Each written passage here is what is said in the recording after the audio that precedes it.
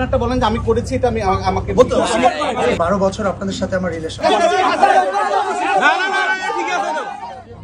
আমি জোরে বলছি মানে এই না যে আমি আপনাদের সঙ্গে বা আপনাদের সঙ্গে ভালোবাসা বা হৃদ্যতার কোনো অভাব আমার কখনো ছিল। আজকে 12 বছর আপনাদের সাথে আমার রিলেশন।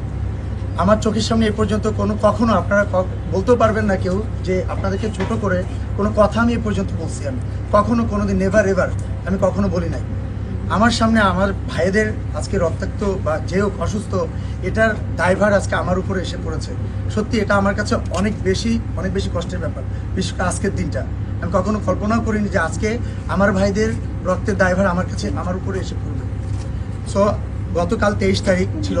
গতকালকে যে এই অঘটনটা ঘটেছে বা অনাকাঙ্ক্ষিত যে ঘটনাটা ঘটেছে, এটা সত্যি একটা মর্মাহত ব্যাপার ছিল।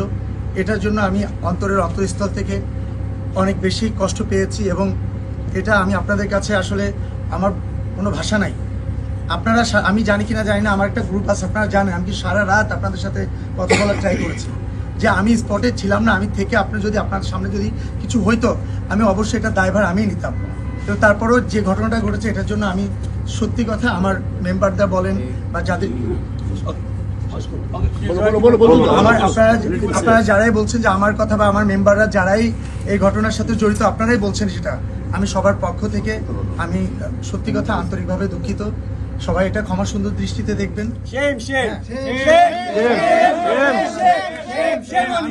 আমি আমার সামনে থেকে এরকম কোনো কিছু হয় বা হবে না এটা আমি কথা, এবং আমি এটাও বলে দিচ্ছি আজ শিল্পী সমিতির সাংগঠনিক সম্পাদক হিসাবে ভবিষ্যতে কখনো আমার সামনে আমার কোনো মানে আমার সংগঠনের কোনো নেতা বলেন, আমার সংগঠনের কোনো কর্মী বলেন, কেউ আমাদের সাংবাদিক ভাইদের সাথে এরকম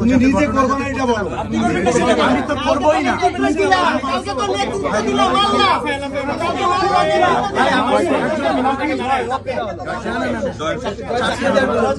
আমি বলেছি কিন্তু প্রথমে আমাকে ক্লিয়ার করে নিয়েছি আমার একটা ভাইকে আমি প্রমাণ দিতে পারবে না, কিন্তু আমার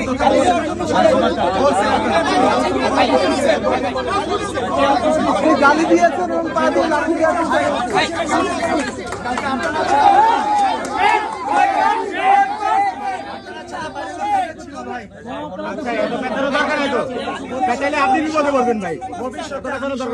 আমার কোন কর্মী আপনাদের আমার সাংবাদিক ভাইদের সাথে এরকম যাতে কোনো ঘটনা না ঘটে এটা থেকে সোচ্চার থাকবো আমরা সবাই। আমি থাকবো।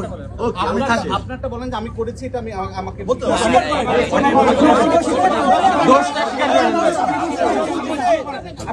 আমি এগ্রেসিভ হয়েছি আপনাদের সাথে না, যারা বাইরে ছিল সেই ফুটেজগুলো আমাদের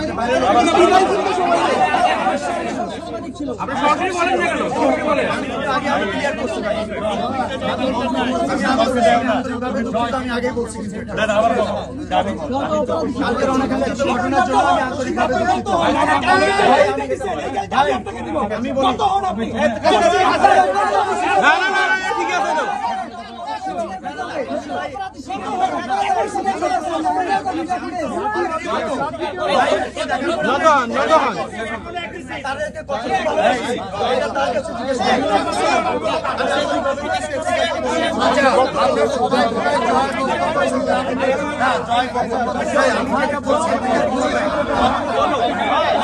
আস্তে আস্তে আস্তে